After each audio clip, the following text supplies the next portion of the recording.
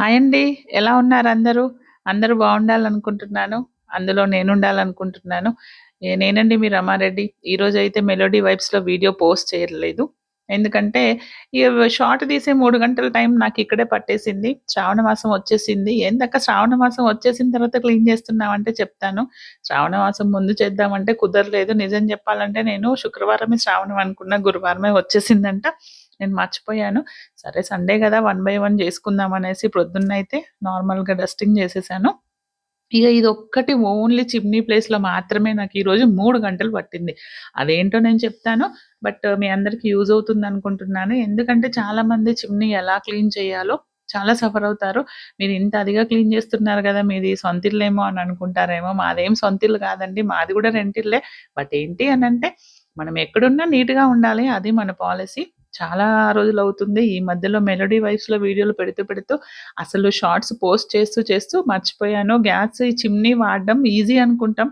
కానీ చిమ్నీ ఎంత జిడ్డుగా ఉందో నాకు తెలుసు. ఆల్రెడీ ఫస్టే క్లీన్ చేసేసాను. దానికి నేను సిఫ్ అని ఒక లిక్విడ్ రాసేసి వదిలేసాను ఒక 15 మినిట్స్.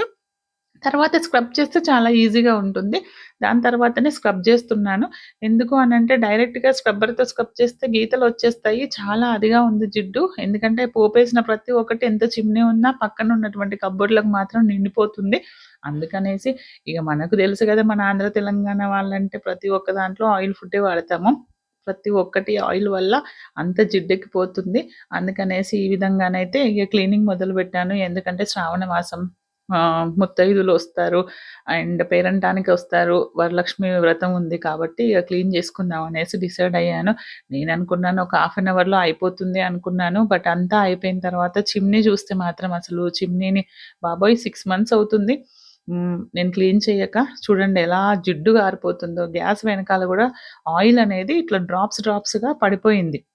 అది క్లీన్ చేయడానికి గూడా నాకొక 10, 15 మినిట్స్ పట్టింది. ఫస్ట్ ఆఫ్ ఆల్ 6 మంత్స్ నుంచి నేను ఓపెన్ చేయలేదు గదా! అర్బన్‌కిచ్చేద్దాం అనుకున్నా. ఎందుకంటే ఆ స్క్రూ తిప్పుతుంటే అస్సలు రావట్లేదు. ఎంత తిప్పినా రావట్లేదు బాబోయ్! చాలా సేపయితే ఒక హాఫ్ అన్ అవర్ ట్రై చేశాను. వచ్చే టైంకి మాత్రమే వీడియో తీశాను. బట్ చాలా కష్టంగా ఉంది. బిగుసుకుపోయింది ఆయిల్‌తో పాటు. బట్ ఎనీవే మొత్తానికైతే ఒకటొచ్చింది.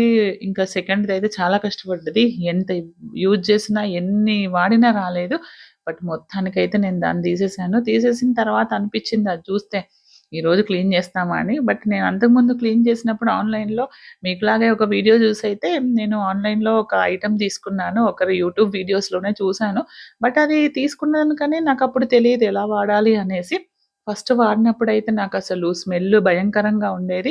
అది ఎక్స్‌పీరియన్స్ అయింది కాబట్టి ఏం చేశాను బయటకి తీసుకెళ్తున్నాను. బయట వాక్ ఏరియాలో కొంచెం స్టెప్స్ దగ్గరికి తీసుకెళ్ళి పెట్టేద్దాము. ఇంట్లో సండే గదా! పిల్లలుంటారు. పిల్లలకంత స్మెల్లొస్తుందని నా చేతిలో ఉంది జూడండి అదే డబ్బా కాస్టింగ్ సోడా. అదేంటి అనంటే నార్మల్‌గా అయితే ఎలాంటి కెమికల్ లేకుండా ఉంటుంది అని చెప్పారు. బట్ అది వాటర్‌లో ఏసిన తర్వాతనైతే నాకు తెలిసి కెమికల్ స్మెల్లొచ్చేస్తుంది. అప్పుడు మనం ఏం చేయాలి అనంటే మాక్సిమం పిల్లలు ఎవరు లేనప్పుడే చేయండి ఇట్లాంటిది. కాస్టింగ్ సోడా కాకపోతే నార్మల్ వాటర్‌లో వేయకూడదు. కంపల్సరీ వేడి వేడి నీళ్లు తీసుకోవాలి. ఈ కాస్టింగ్ సోడా చూపిస్తున్నాను గదా! కావాలంటే నేను వీలైతే లింక్స్ ఇస్తాను. లేదంటే మీరు కాస్టింగ్ సోడా అని టైప్ చేయండి. అమెజాన్‌లో చాలా ఉంటుంది. ఇది ఆల్‌మోస్ట్ 180, 150 నుంచి కూడా స్టార్ట్ అవుతుంది. నేను 250 ఏమో పెట్టాను.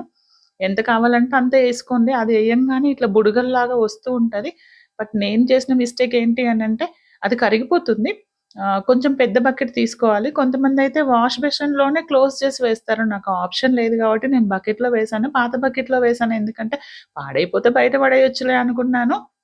బట్ చూడండి ఆ ప్లేట్ అందులోకి వెళ్ళట్లేదు. సరే ఏం చేయాలా అని మళ్ళీ అర్థం కాలేదు. సరే అని మళ్ళీ తీసేసి ఆ వాటర్‌ని ఇంకొక పెద్ద బకెట్ తీసుకొచ్చి అందులోకైతే పెట్టేసాను. అసలు వాటర్ పోస్తున్నప్పుడే జిడ్డు కారిపోతుంది చూడండి. అంత ఉడుకుతుంది చూడండి. ఉప్పు పొగలతో ఉడికినట్టు ఉడికేస్తది. బట్ స్మెల్ అనేది వస్తది. కంపల్సరీ ఫేస్‌కి మాస్క్ పెట్టుకోవాలి. ఇంక సరే ఇది కూడా పూర్తిగా మునగట్లేదు. అందుకనేసి ఒక స్టీల్ దాంతో తీసాను. ప్లాస్టిక్ దాంట్లో తీయకూడదు. బట్ స్టీల్ దాంతో తీసాను. బట్ చేతి మీద గూడా పడకూడదు. కొంచెం మంటగా అనిపిస్తది. నాకైతే అప్పుడు అనిపిచ్చింది ఫస్ట్ టైము. అందుకనేసి నేను ఈ విధంగా ట్రై చేశాను. ఫైనల్‌గా తెచ్చైతే వాష్‌రూమ్‌లో పెట్టేసి, ఈ విధంగా చూడండి నేను ఎలాంటి స్ట్రెయిన్ ఐ మీన్ గట్టిగా ప్రెస్ చేయకుండానే ఇట్లా ముట్టంగానే ఎళ్ళిపోతుంది. అంత పర్ఫెక్ట్‌గా అయితే క్లీన్ అయిపోతుంది. ఒకవేళ మీకుంటే గనక ఇది వాడండి. చాలా యూజ్‌ఫుల్. ఎందుకంటే చేతికి శ్రముండదు. నాకు తెలియక ఒక్కొక్కసారి 2, 3 గంటలు ఈ ఒక్క ప్లేట్‌నే క్లీన్ చేయడం జరిగింది. నేను ఒక వీడియోలో చూసి నేర్చుకున్నాను.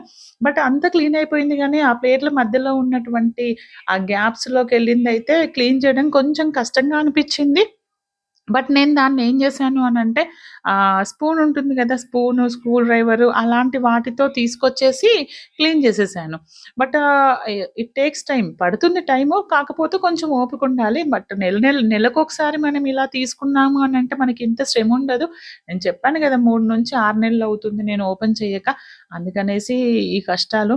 ఇగో చూడండి ఫైనల్‌గా అయితే ఒక రిజల్ట్ అనేదొచ్చింది. But okay. మీరు జూసారు గదా! వీడియోలో ఇందాక ఎలా ఉండేది జిడ్డు కారిపోయింది. గ్యాస్ ఎనకాల గూడా పడింది. నేను షార్ట్‌లో పెడతాను. దానికి గూడా నేను ఒక లిక్విడ్ వాడాను. ఫాస్ట్‌గా ఎళ్ళిపోతుంది. ఇక ఫైనల్‌గా అయితే దీన్ని ఫిక్స్ చేద్దామని డిసైడ్ అయినాను. బట్ ఇది ఫిక్స్ చేసేటప్పుడు మాత్రం నాకు కొంచెం తంటాలు పడ్డాయి. ఏంది అనంటే అదే అంటారు గదా! చదివేస్తే ఉన్నమతి పోయింది అంటారు చూడు. తీసేటప్పుడు బానే తీశాను. గుర్తుపెట్టుకున్నాను. బట్ మళ్ళీ ఏంటంటే పెట్టేటప్పుడు సరిగ్గా చూసుకోలేదు. పెడుతూనే ఉన్నా. ఏంటబ్బా! ఫిక్స్ అవ్వట్లేదు. ఇంక ఈరోజు ఇది ఇంతేనా అని అనుకున్నాను. మళ్ళొకసారి ఫైనల్‌గా అయితే ఓపెన్ చేసి చూస్తున్నాను. ఎంతకు ఫిక్స్ అవ్వట్లేదు. వాటి చుట్టూతా ఉన్న జిడ్డు అదంతా క్లీన్ చేయడానికి గూడా నాకు చాలా టైం పట్టింది. ఇక ఫైనల్‌గా అసలు నేనేం తప్పు చేశాను అనేసి మళ్ళొకసారి చెక్ జేస్తున్నా. కిందికి మీదికి జూస్తున్నా అర్థం గావట్లేదు. ఇటు పెట్టాలా? అటు పెట్టాలా? అనేసి మొత్తానికైతే అసలు విషయం ఏంటి అనంటే నేను ప్లేట్‌ని రివర్స్‌లో పట్టుకున్నా. అప్పుడు అనిపిచ్చింది అమ్మ తల్లి ఒకసారి ప్లేట్ తీయవే తీసి చూడవే అనిపిచ్చింది మైండ్‌లో. అప్పుడు తీసి చూస్తే ఒక దిక్కు పెట్టాల్సింది ఒక దిక్కు పెడుతున్నా. సరే అనేసి మళ్ళొకసారి చెక్ జేసుకొని ఫైనల్‌గానైతే ఫిక్స్ చేశాను. బట్ ఇలాంటి వస్తువులు వాడాలి అనంటే పేషెన్సీ ఉండాలి. అండ్ మెయింటెనెన్స్ అనేది చాలా అవసరం అండి.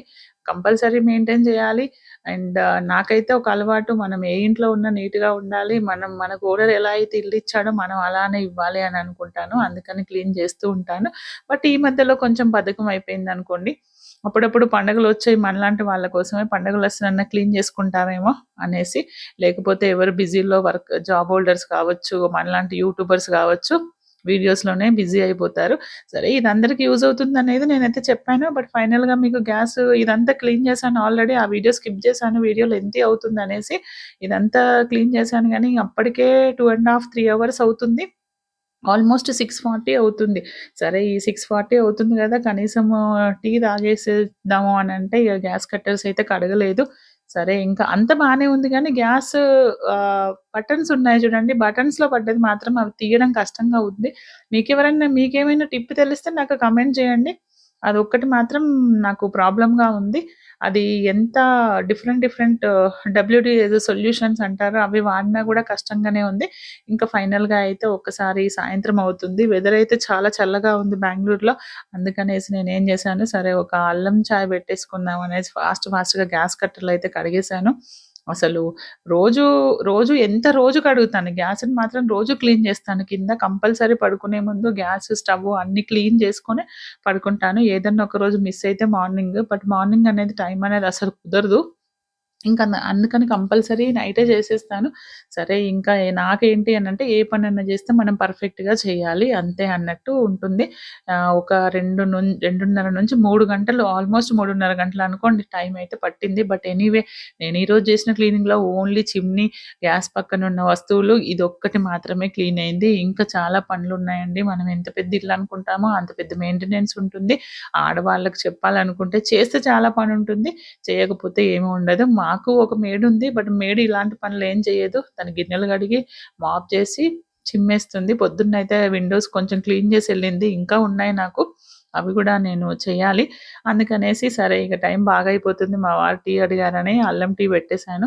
ఫైనల్‌గా ఏంటంటే అలా బాల్కనీలో కూర్చొని అల్లం టీ తాగితే చేసిన పనంతా మర్చిపోతాం అనుకుంటున్నాను.